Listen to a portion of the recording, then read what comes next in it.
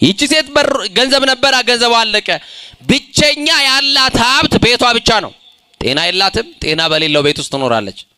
እና ይቺ ሴት ገንዘቧ ተማጦ ቤቷ ተኝታለች። ዝም ብላችሁ ሳሏት። ገንዘብ አታ፣ መታከሚያ አታ፣ ጠያቂ አታ፣ ዘመድ አታ፣ ማህበረሰቡ አግሉላት። ደግሞ ደም ብቻ እኮ አይደለም የሚፈሳት፣ ደሙ የህመም ስለሆነ፣ ደሙ የበሽታ ስለሆነ። ታውቃላችሁ የበሽታ ደምና ኖርማል የሚፈስ ደም እኩል አይደለም።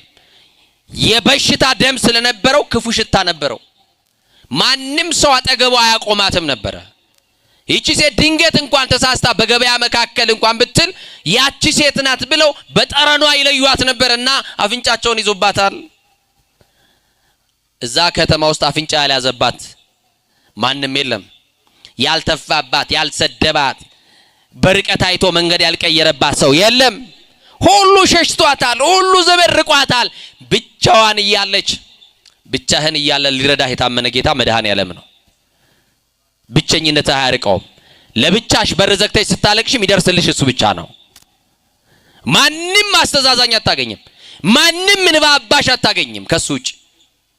በሯን ዘግታ ሳላችኋት እቺን ሴት ኩርምት ብላ እያለቀሰች ሞት ይሻለኛል ብላ ተስፋ ቆርጣ ስለ ሞቷ መለመን በጀመረችበት ሰዓት በበሯ የሚያልፍ መድኃኒት ነበረ ይላል። ይሄ መድኃኒት በህይወታችን ምዕራፍ ይለፍ።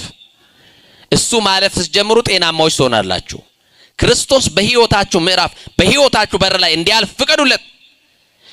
ብዙ ሰዎች እየተከተሉት፣ ደቀ መዛሙርቱ የተከተሉት፣ መዳን የሚፈልጉ፣ ፈውስ የፈለጉ፣ በረከት የፈለጉ፣ የሰላም ጥያቄ ያላቸው ክርስቶስን እየተከተሉት በበር ብዙ ሰው እየተንጫጫ ሲያልፍ ምንድነው ዛሬ ያለ ወትሮው ይሄ ሁሉ የሰው ድምጽ ምሰማው ብላ በሯን ከፈተች።